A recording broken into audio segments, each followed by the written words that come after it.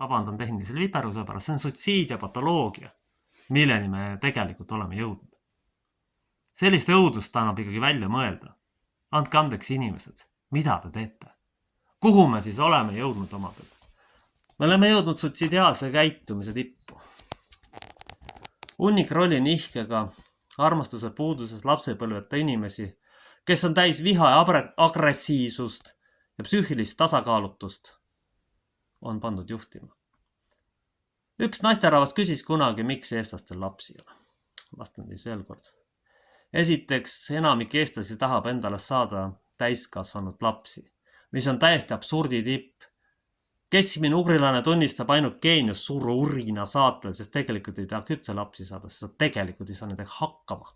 Tal on töö tähtis, haridus tähtis, aga mitte lapsed või nende tulevik. Aga ta lollik ei saa lihtsalt sellest aru, et kui ta sinna ei investeeri aega, siis lihtsalt seda rahvast ei ole.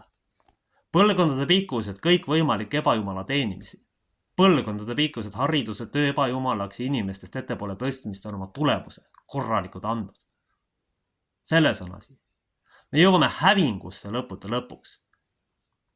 Kõige absurdsem on see, et ugrigeenid on juba kadunud ja paljud võõrast päritolu inimesed tahavad sõdida, enamasti need slaavi päritolu, sisuliselt oma vennasrahvale.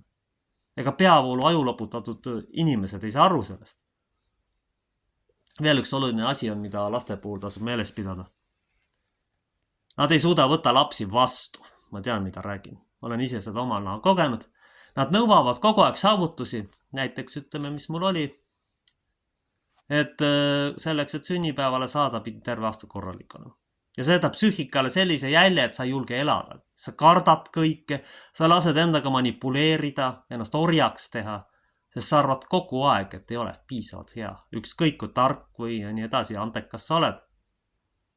Aastaid on läinud sellega. Ma oleks võinud elus selle millegi muu peale kulutada. Ja selliseid inimesi tuleb palju tulevikus, kui praegune haridusprogramm läbi viiakse pikkade tundidel. See likvideerimine õnnestub.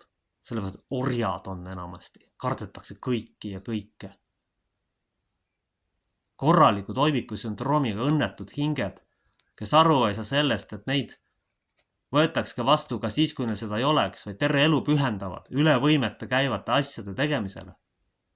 See on tulemus, mida ugri kasvatus teeb. Ja põhiline plokk on selles, et lapsi võeta vastu esiteks, teiseks, et tahetakse, et nad oleksid noored täiskasvanud. Ja kolmandaks, ugrilane arvab, et kõik varandusi võib kokku kuhjata. Ja neljandaks, Eesti ja ugri naiste rollinihe on juba nii suur, et nad ei suuda endale võrdväärsete geenidega mehi võtta, sest nad ei talu neid ja surevad selle tõttu varsti välja. Ainuke võimalus päästa või midagigi on kõik need eelpool loetletud väärtused lihtsalt prügikasti visata.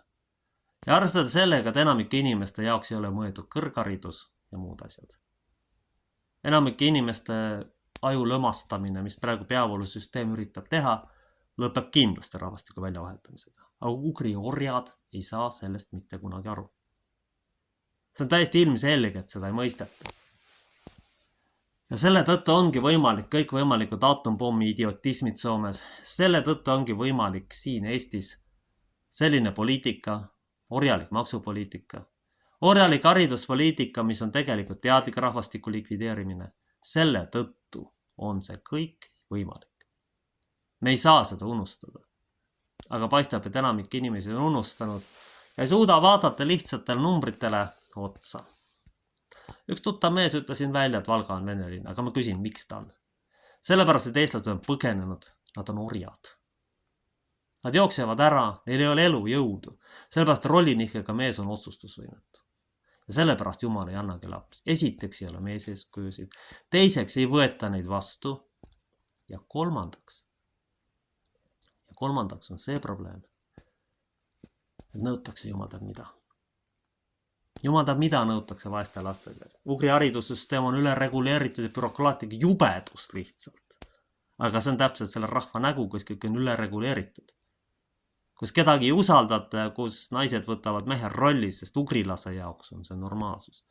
Ja sellisel rahval ei ole kindlasti tulevikku. Kui nii edasi läheb. Aamen.